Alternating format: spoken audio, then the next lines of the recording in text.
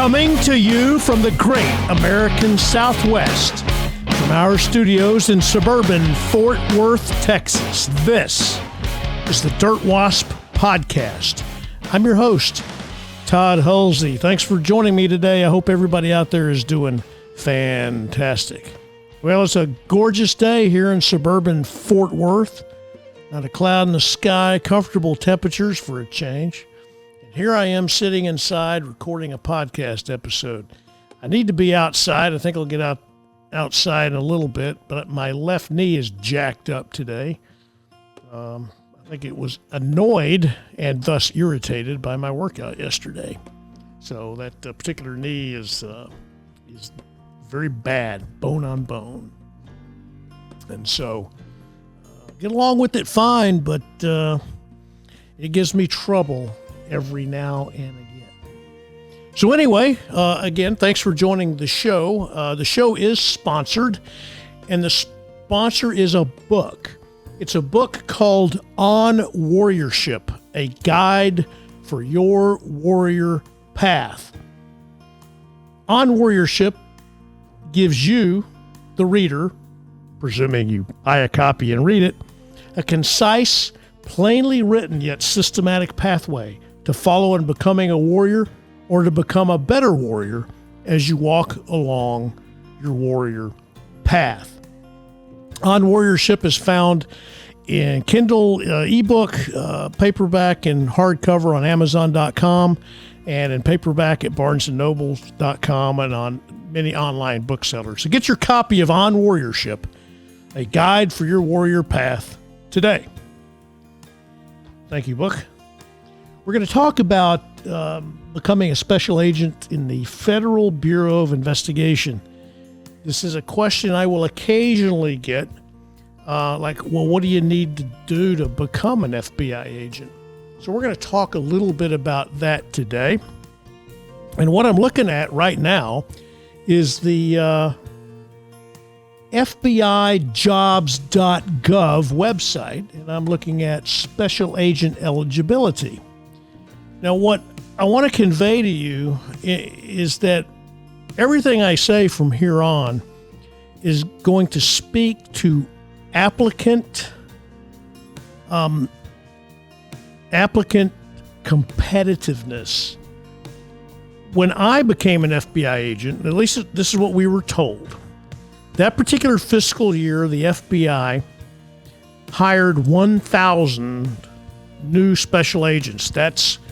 That's what, in that fiscal year, the FBI was authorized and funded to hire. The FBI was in a hiring freeze during the mid-'90s for about 3 years. So when the hiring freeze was lifted, they're trying to backfill vacancies that had occurred because people retire.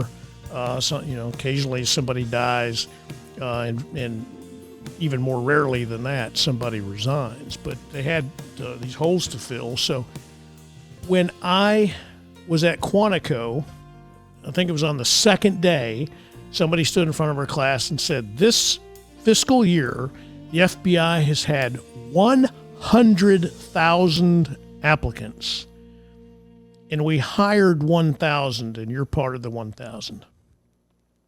I haven't looked that up to see if that was actually true that fiscal year, but that's what we were told.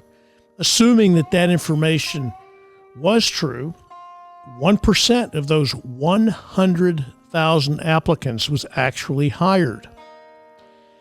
And the big thing about applying to be an FBI agent is that you're going to be competing against thousands of other people. I saw that in fiscal year 2023. This is something that an FBI spokesman said that appeared in a news article, is that about 49,000 people applied to be FBI special agents, and the FBI hired, I don't remember the number now. It wasn't 1,000, but it was more than 500 as I recall, and maybe it was close to 1,000. The more I think about it, so still you're looking at, let's say it's 1,000, you're looking at almost only 2% of the applicants get hired. So it's an extremely competitive process.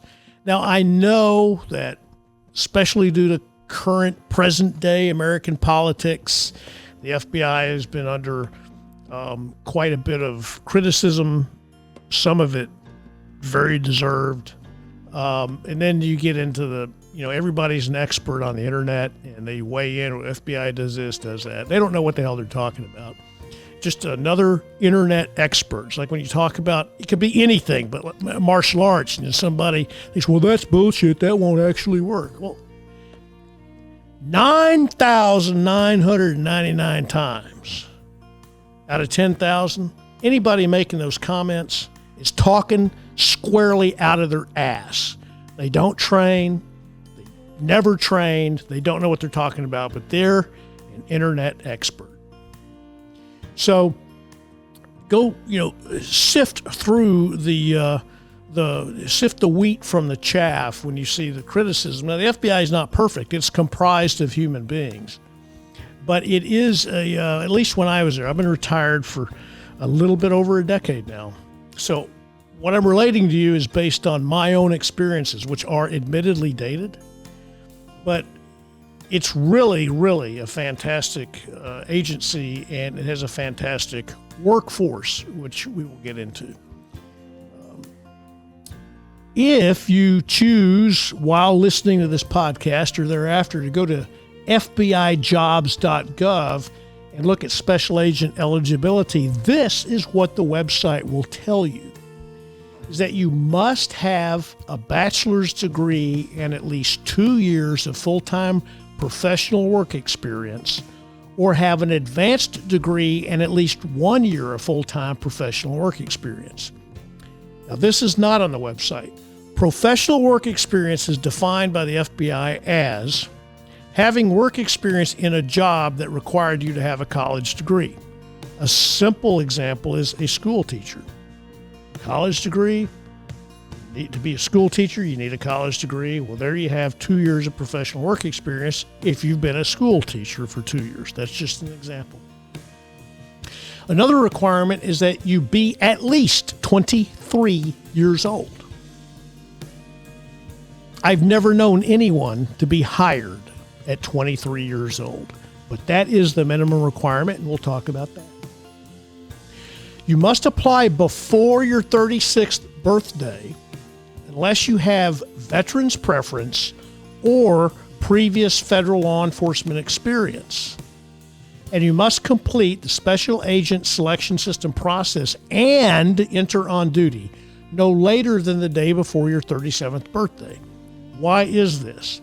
It's because in the federal retirement system for federal law enforcement officers, for federal firefighters, and for air traffic controllers, the mandatory retirement age is 57.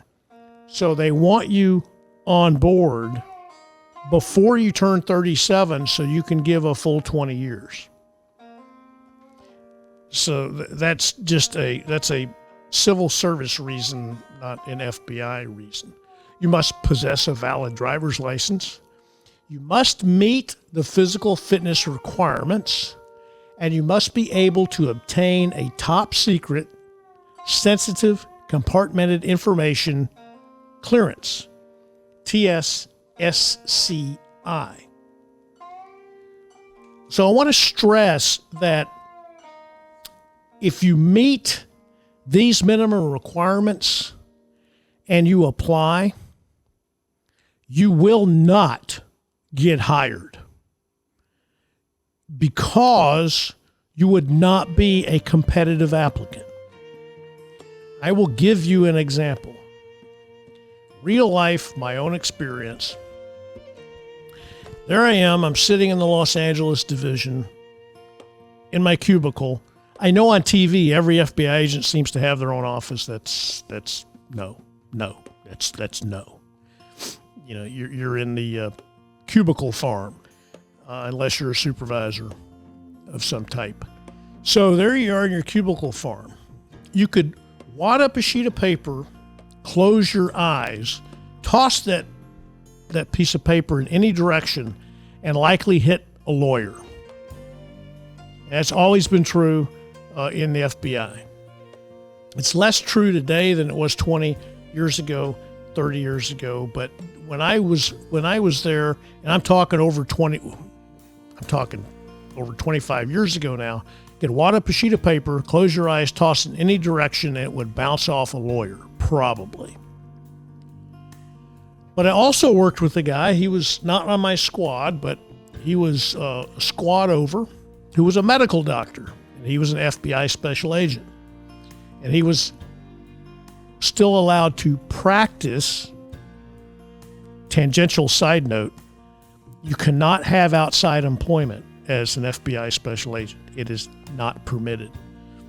Having said that, because he was a medical doctor, in order to retain his certification as an emergency physician, he was allowed to practice the minimum number of hours that, I don't know what state he was licensed in, but that state required a doctor to practice to maintain their practitioners. And I don't know all the ins and outs of medical licensing and all this sort of thing, but so that he could still practice medicine.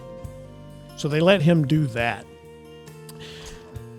On another squad adjacent to mine, there was a woman who had a PhD in nuclear physics and once worked at Los Alamos National Laboratory, presumably on nuclear weapons, and I presume that because she wouldn't talk about her time at Los Alamos, other than that she had spent a few years at Los Alamos.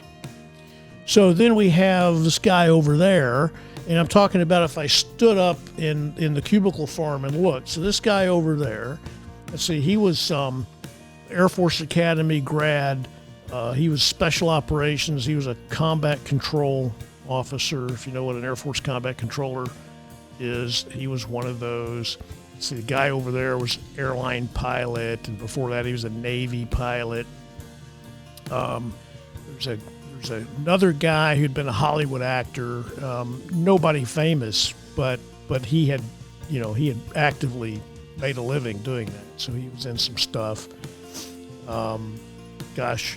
Navy SEAL there. A lot of Marines, former Marines are in the FBI, which kind of stands to reason since the FBI Academy is located on Quantico Marine Corps Base.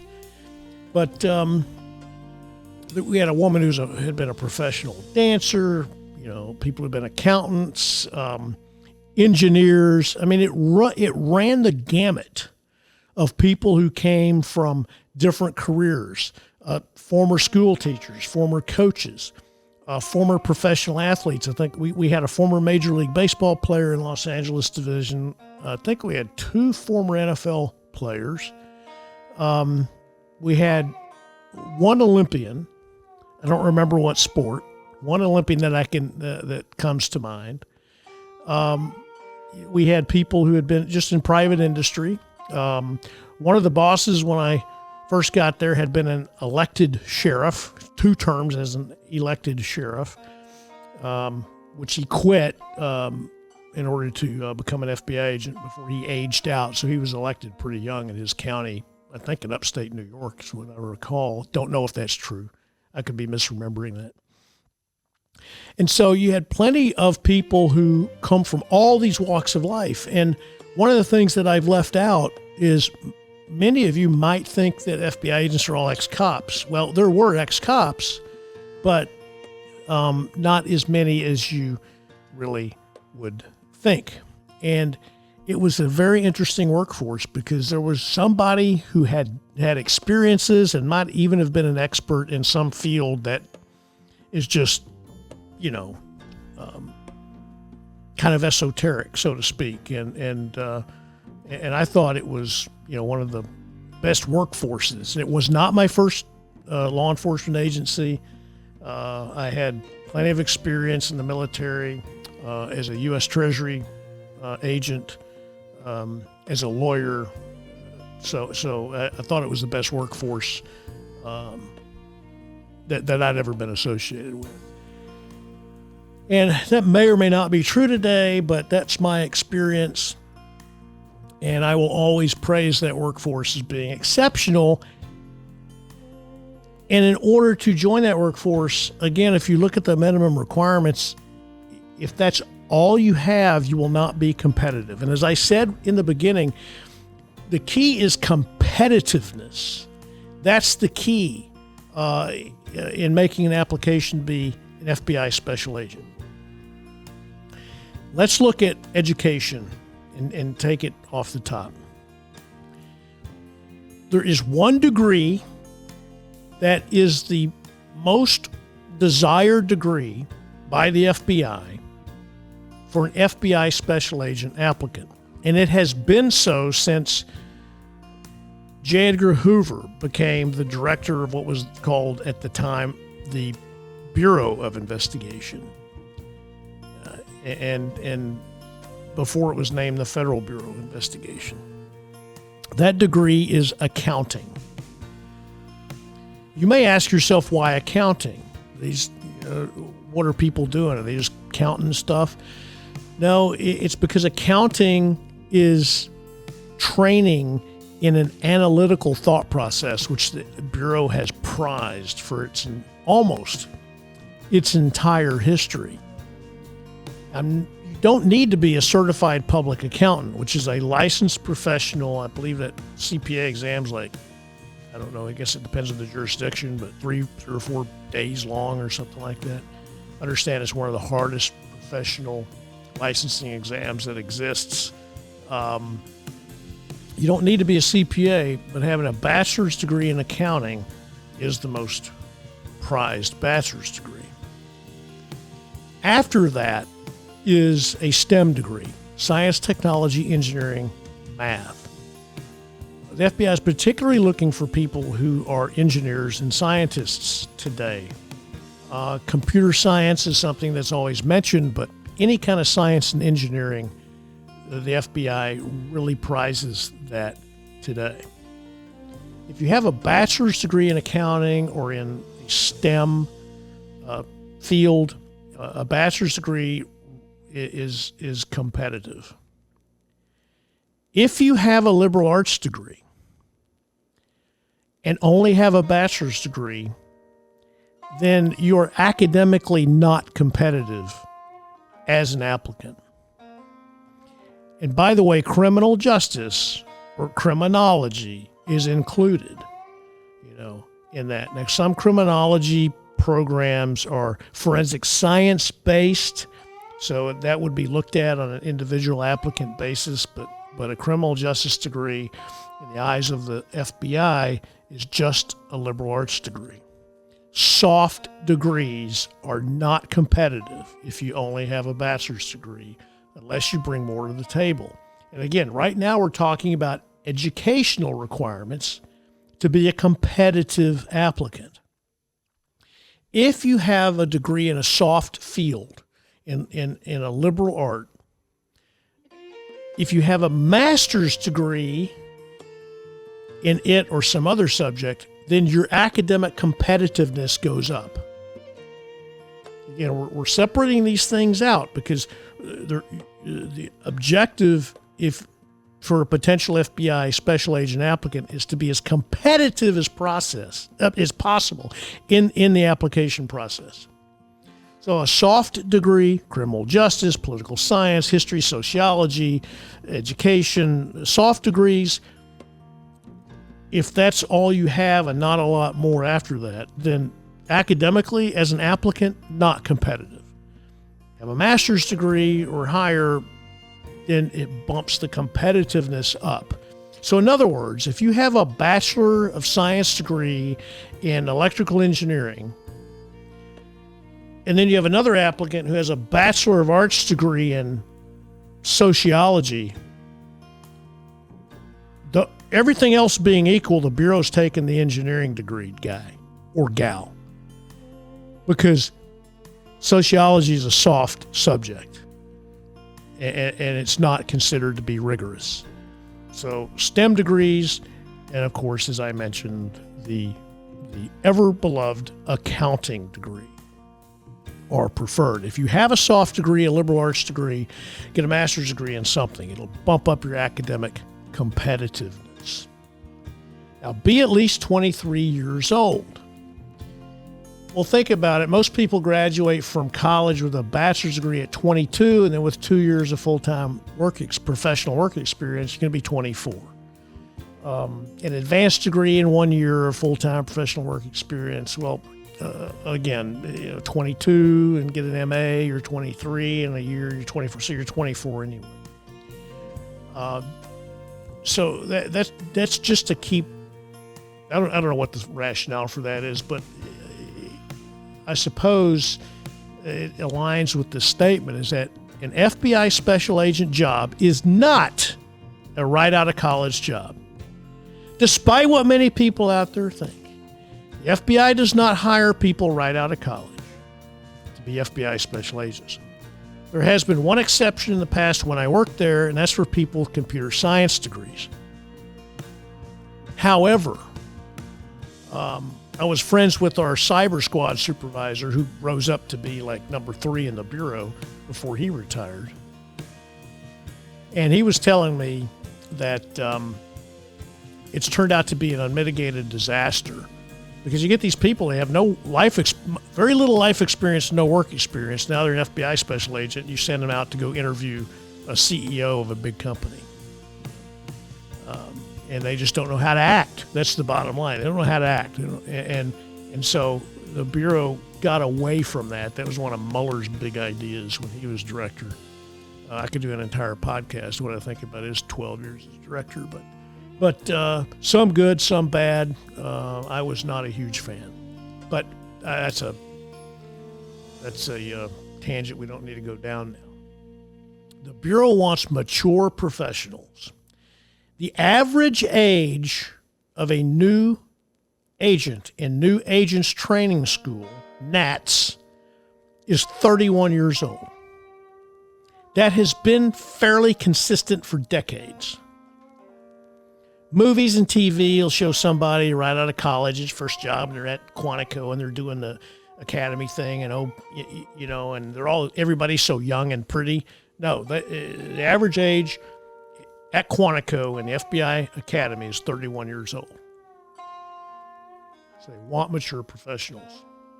I've already talked about applying before your 36th birthday. That's a federal civil service requirement due to the retirement system that applies to federal law enforcement, federal firefighters, and air traffic controllers, which are federal employees. Mandatory retirement at 57. Now, possess a valid driver's license. Well, that's kind of a no-duh because an FBI special agent will be issued a government vehicle to drive around. And so, yes, you have to have a driver's license. That's probably not a shocking requirement. Be able to obtain a top-secret sensitive compartmented information clearance. Essentially, you have to have a fairly clean record. You have to be, obviously, it's not listed here, and it should be. I just noticed that. To be an FBI special agent, you have to be a United States citizen. Having said that, you can't get a TSSCI clearance unless you're a U.S. citizen. So there may be some very, very discrete exceptions, and that's in the mathematical sense.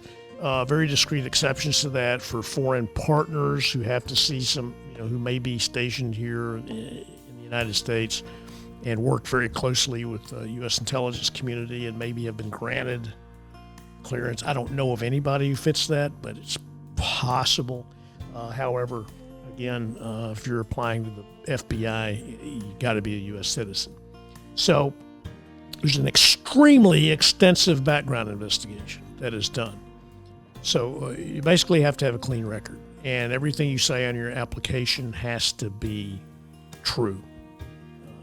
Because they will vet everything on that application. They'll send they're usually retired agents who do background investigations on applicants out, and they will delve into your background much like an old proctologist would delve into something else and go deep. Next is meet or physical fitness requirements. So I'm going to go to physical requirements right now. And there is a medical exam. There is a fit for duty medical exam that you must pass. It is a fairly extensive physical examination. It's probably one of the most complete and extensive physical exams I have ever received. And you have to be able to pass that. I found out in that physical exam, I always wondered why my run times and stuff, I just get stuck at this plateau. I could never go beyond it. Well, it turns out that my lung capacity it's in the normal range, and it's feature in your mind a bell curve, where a point where the bell curve starts to go up on one side is the beginning of the normal range, and then on the other side of the bell curve there's a point which is the top line of the normal range, and if you're on either side of that point, you're either below normal or above normal. Well, I pegged right there at just within the normal range of lung capacity. Just barely above that point, which I would be below normal in lung capacity, and then I would not have passed the physical exam. So it's like, aha, that's why, because my lungs are apparently small.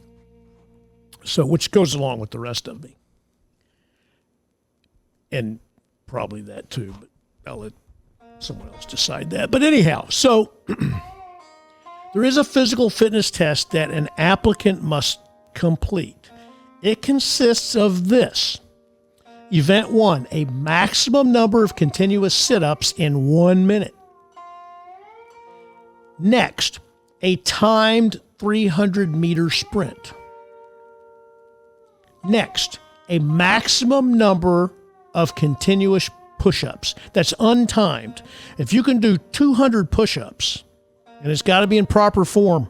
That's something it's not said here. All these exercises have to be in proper form.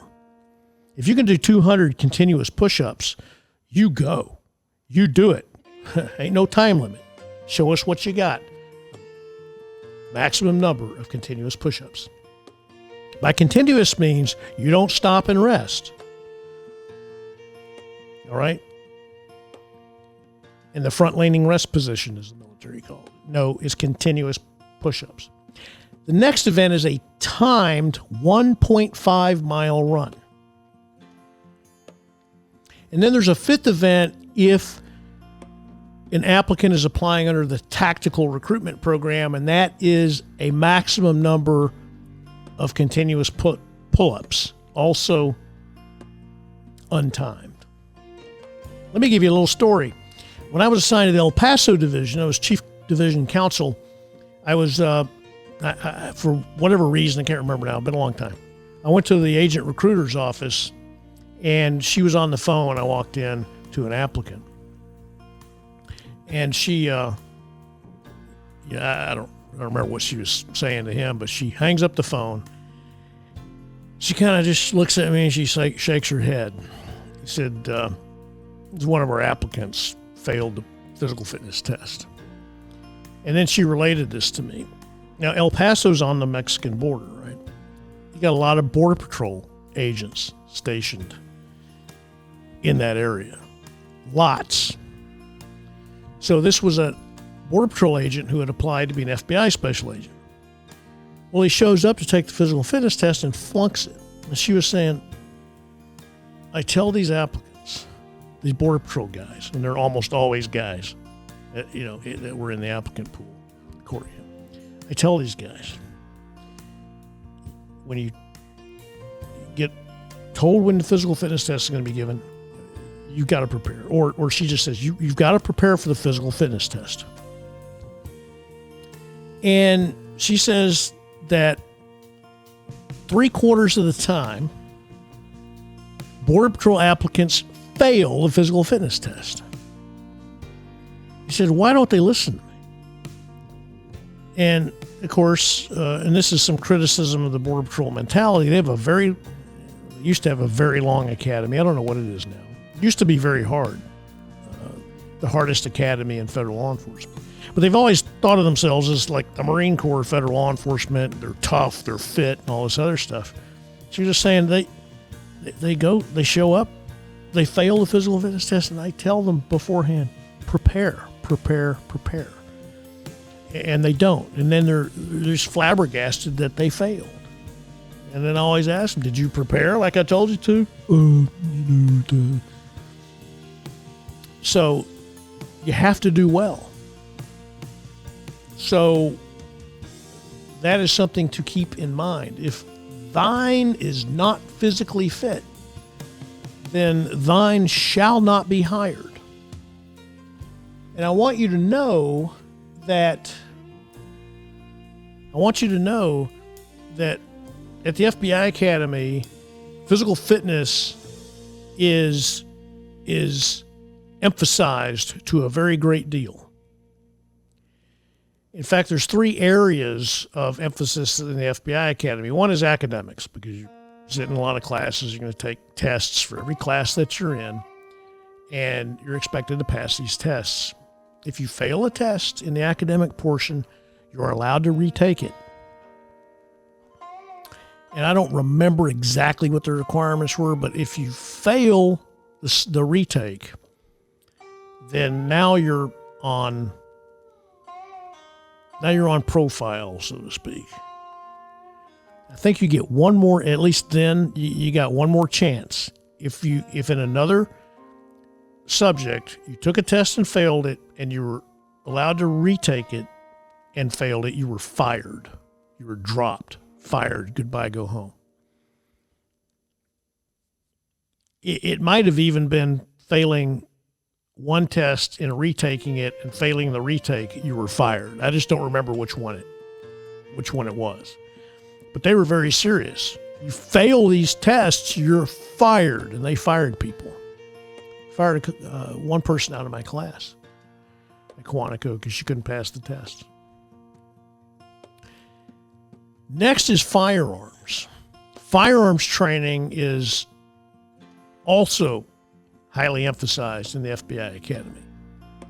Now, they're not producing competition shooters, and yes, there are plenty of people who are fantastic marksmen,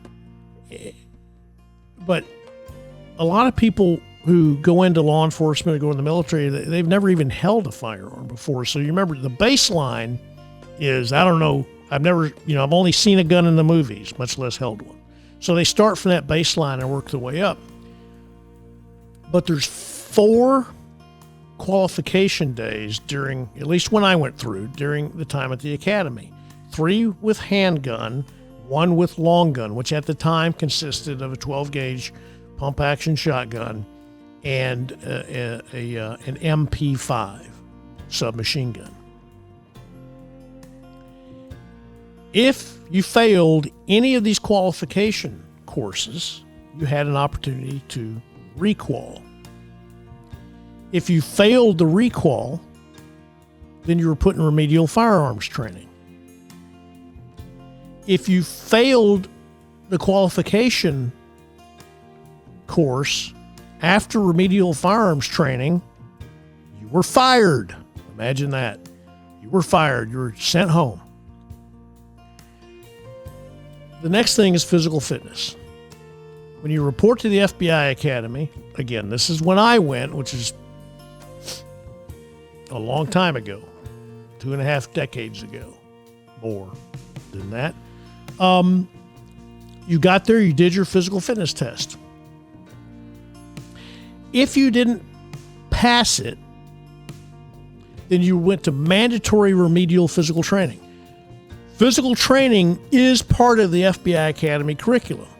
So you would do your physical training with the class, and then once class got out for the day, you would go back to the gym, change into your PT gear, and you'd go out to the track where a physical training instructor would meet you, and you would work out for an hour. And when you took there's 3 physical fitness tests during the time in the academy that I went through. I think I already mentioned that. But if you go to the second physical fitness test and you pass it, you don't have to go to remedial physical training anymore. If you flunk it, you stay in remedial physical training. Then towards the tail end of the FBI Academy, you take the physical fitness test again. If you fail it, they fire you. Because by this point, it's like What the hell? You've been in remedial physical training plus your normal physical training, and you can't pass physical fitness test. You're either sandbagging, which we don't need you if you're a sandbagger, or you're not fit enough for this job. They will fire. They fired a couple people, not in my. Well, I'm going to go back on that, but because somebody was fired earlier, they fired a couple people in my in a class that was right in front of mine when I went to Quantico because they couldn't pass physical fitness test at the very end.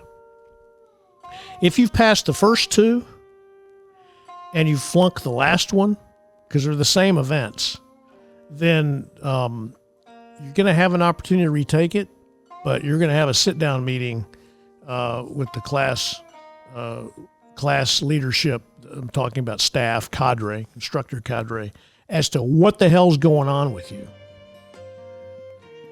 Because it's not expected that you will flunk at the tail end. It's expected you will pass and pass well. Most people don't think of these things.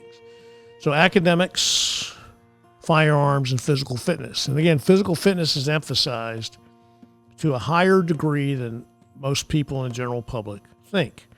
Yeah, you can see some people who've been in the FBI a while have packed on a few pounds. They exist, but coming out of the FBI Academy, at least when I went through, no way. Absolutely no way. So those are the things that have to be factored into your thinking. So back to competitiveness in application. I'll tell you, and this is not anything I tell you about myself is only for point of reference, and that's it. But when I applied, I had been active duty in the Marine Corps as an enlisted man. Did an enlistment. I had an associate's degree, a bachelor's degree, a master's degree, and a law degree. I was a licensed attorney. I was a commissioned officer in the Air Force Reserve. I had 5 years of experience as a U.S. Treasury special agent. And when I applied, I was staff attorney for a county agency in South Texas, and so that was my background. And I kind of sailed through the applicant process. Took about 14 months from applying to being, feet on the ground reporting for duty at Quantico, which is remarkably fast, but it's because I already had clearances in the military, a clearance in the Treasury Department job, and everything I put on my application. Like I said, I went to a tactical firearms course, so I had the certificate. So I mean, I've had a lot of stuff that I could put down, and but when I got there, it was like I was just average. I was just average, and I worked for the FBI. I was just average.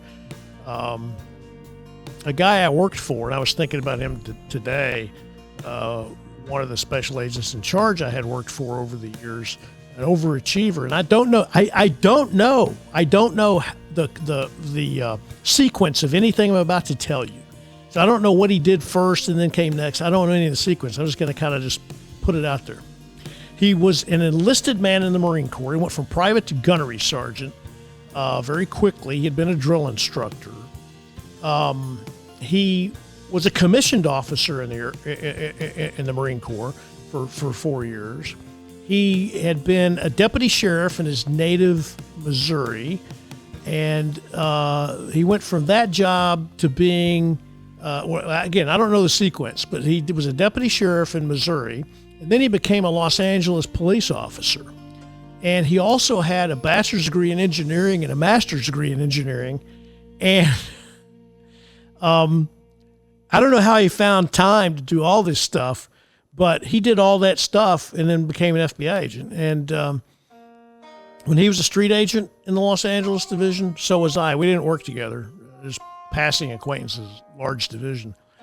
But and he rose up the ranks, and then he eventually, as a deputy assistant director of the FBI, he got hired out of that job to be chief of the U.S. Border Patrol. he resigned from that job. Apparently wasn't getting along with the Border Patrol union, and then later became the acting head of Customs and Border Protection, so the boss of the U.S. Border Patrol. So anyway, classic overachiever, but that was, again, all of that as an FBI employee, it's like, yeah, this sounds kind of average. So you got to bring something to the table beyond the minimum requirements. And again, remember, the topic of this is being competitiveness as an applicant.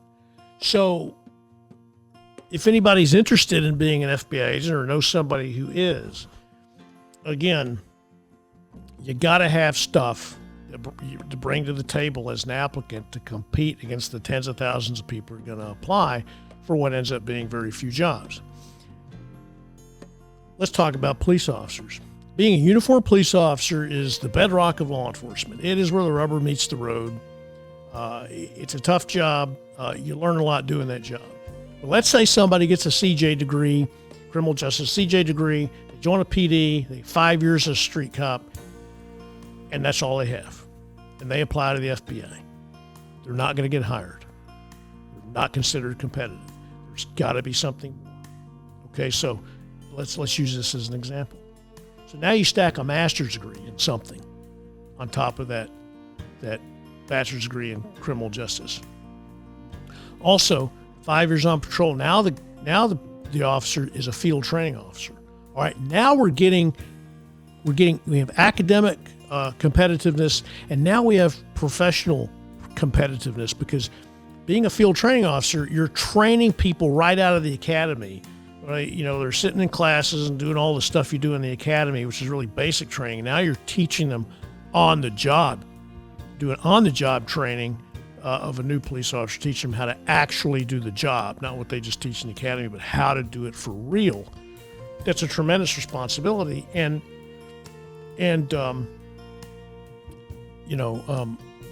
officers aren't selected for those jobs unless they're really stellar performers, because departments don't want, a bag of donuts training the next people coming up, because what they'll train these people to be is a bag of donuts, instead of being a professional, conscientious, capable, tactically proficient police officer. So you got to add more. Now, at SWAT team membership, even better, and maybe be a sergeant, so you're a supervisor, even better, even if all the time is in uniform. The Bureau is going to be looking at that. Like I said, 5 years on patrol, good on them, but if that's all and there's not something more, when they evaluate, the professional work experience, it's going to be evaluated as relatively low. The same thing is true for, people in the military. So you're an infantry officer for 5 years. Good on you. What else? Of course, you get the leadership and all the other stuff, but they're trying to evaluate these applicants. So again, with an accounting degree or STEM degree, bachelor's degree is competitive. Any liberal arts degree, soft subject, then is not going to be academically competitive unless you have a master's degree. And it doesn't matter if you get a BA in history and then get a BA in an MA in management. So it doesn't matter what the master's degree is. Just they're going to look at elevating the academic competitiveness. I think about half the FBI agents have advanced degrees. Just give you an example. So we got to look at these things, and the more qualifications one brings, the better. So what if you're a detective on a police department? Well, that's kind of a no-duh, because that's essentially, the job, being a detective, go detect. FBI agents go detect. So you get a parallel there. So in professional work experience, they want something. If you are a school teacher, for example, but you're also a coach, you go from, kind of average work experience as a school teacher, not particularly competitive, Now you're a coach, which is extra. My wife is a math teacher. She used to be a coach. A lot of time spent coaching. And so that adds that big check mark. More competitiveness. If one is in private industry, depends on what the job is as to how that'll be evaluated. Stockbroker, great. You got licenses. All those things make you more competitive. I guess there could be a junior stockbroker who's like an understudy who doesn't have a license yet, operates on somebody else's license, under somebody else's license, but have one of the many different stockbroker licenses or insurance insurance sales licenses or something like that. Then there's more competitiveness. They want to see more than I went to college and I got a bachelor's degree in bullshit and I got a job and here I am, I'm applying. They want to see more to be competitive. And again, it's not because the Bureau itself is being extremely picky. They are, but that's not the point here. The point is, if you apply, you'll be competing against people who have a lot to bring to the table. I already told you about my background when I applied. The medical doctor who was a special agent, the nuclear physicist who was a special agent. I had a guy working for me when I was a squad supervisor. He was a chiropractor.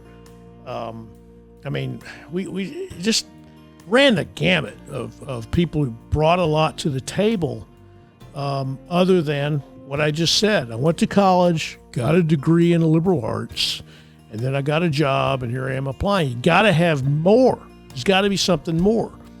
And in that particular example, okay, you did 3 years or 4 years in the military. All right, now your competitiveness goes up.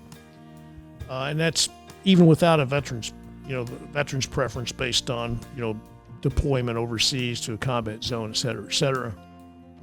If you didn't know it, just being a veteran and applying for federal jobs, it does not give you a veteran's preference. There has to be something else, like you were deployed and have a campaign medal, for example. Or at least it used to be that way. So competitiveness is the key. That is really and truly the key.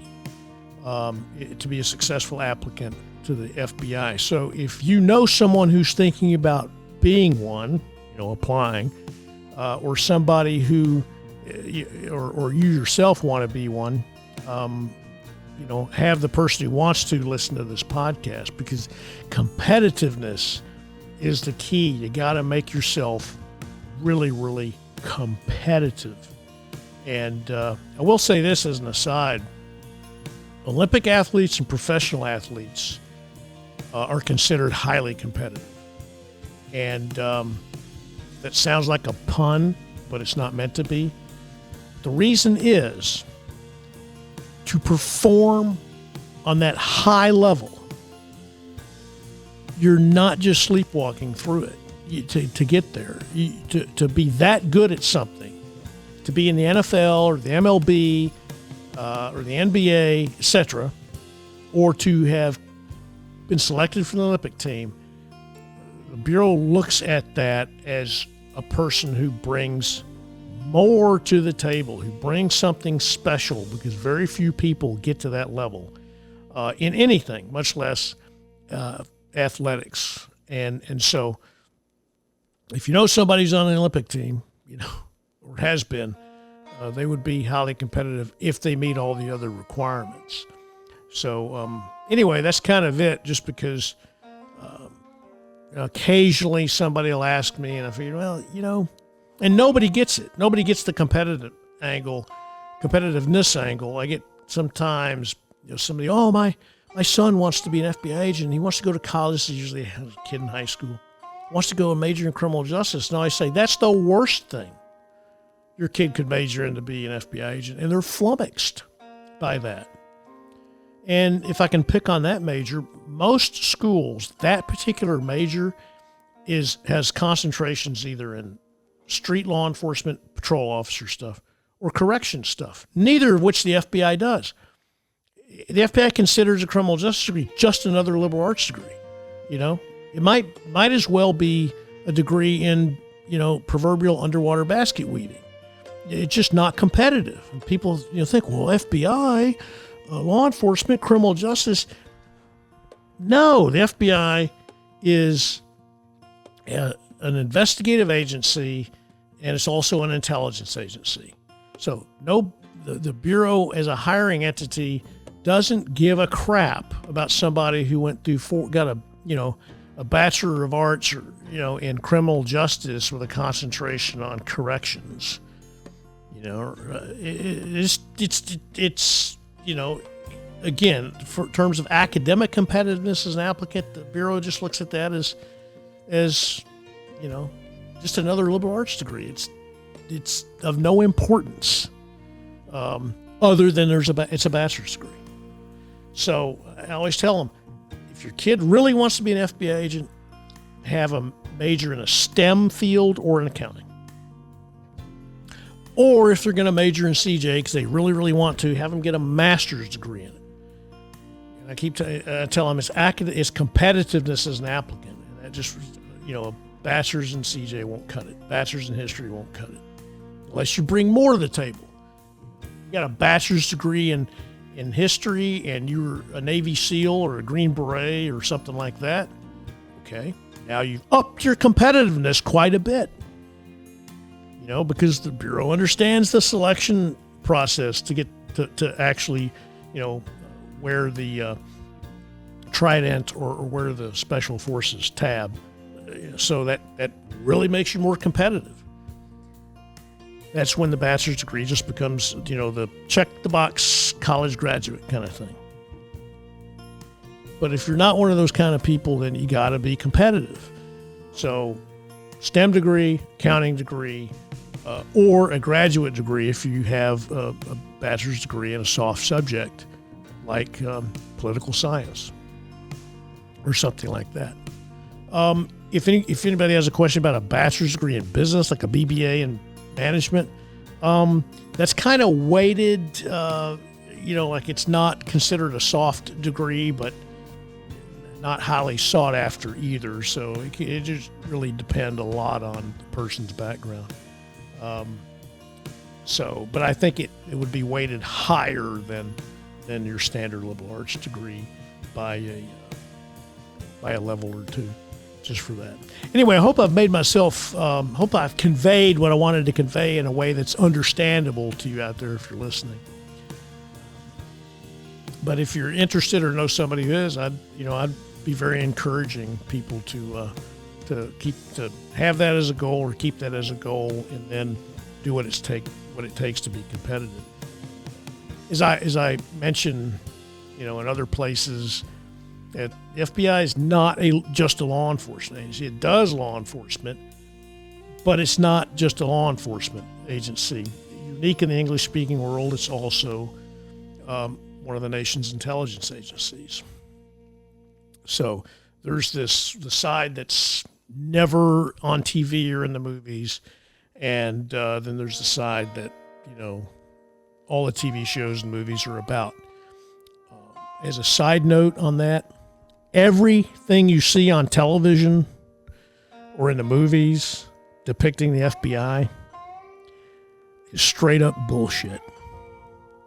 Has nothing to do with real life as an FBI agent, but it can make great television and great movie stuff. So anyway, it's a very selective organization because it gets so many applicants for so few positions. And competitiveness is the key to be a successful applicant. Competitiveness. Anyway, look, if you want to get a hold of me while the email address is still active, you can email me if you have any questions about this episode at the following email address: thecolonel@thedirtwasppodcast.com.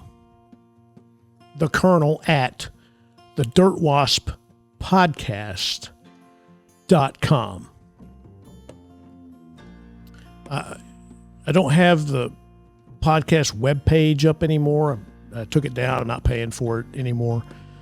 So that's really the best way to get a hold of me is through that email address. There is a feature on my podcast hosting site to send fan mail. I haven't checked to see how you get there, but there is a feature to do that. So send me an email. That is the best way for you to get a hold of me if you have any questions about what I've talked about on this latest episode. So anyway, and if I have not made myself clear on something, I could always follow up in a future episode and say, oh, by the way, in episode whatever number this one will end up being, I want to clarify something I said because it wasn't said well and wasn't understood well. So feel free. And always remember our sponsor, the book On Warriorship, A Guide for Your Warrior Path, available on Amazon.com, BarnesandNoble.com, and many fine online booksellers. You can probably pick up a copy on eBay by now. Who knows? I haven't looked. And the book I have here won't talk. I can't ask it. So, but Amazon.com, BarnesandNoble.com, and many online booksellers. So. Anyway, folks, if you've listened this far to my